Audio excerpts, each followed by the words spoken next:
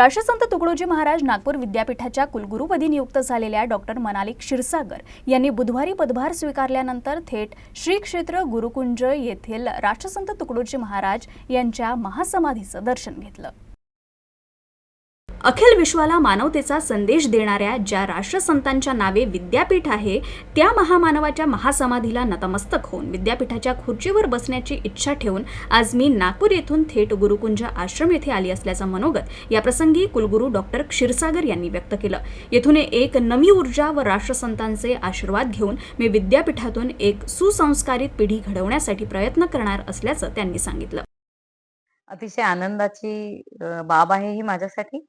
वैयक्तिकदृष्ट्या या विद्यापीठाची माझी विद्यार्थिनी होते मी आणि तिथनं विद्यापीठाचा कार्यभार उच्च श्रेणीने सांभाळणं हा जो प्रवास आहे त्याचा मला स्वतःला पण खूप आनंद आहे। कारण हे भाग्य फार कमी लोकांना लाभतं की ज्या विद्यापीठातनं आपण शिक्षण घेतलं त्याच विद्यापीठात आपण सर्वोच्च पदावर विराजमान होणं आणि त्या अनुषंगाने येणाऱ्या जबाबदाऱ्यांचं अतिशय समर्थपणे पालन करणं।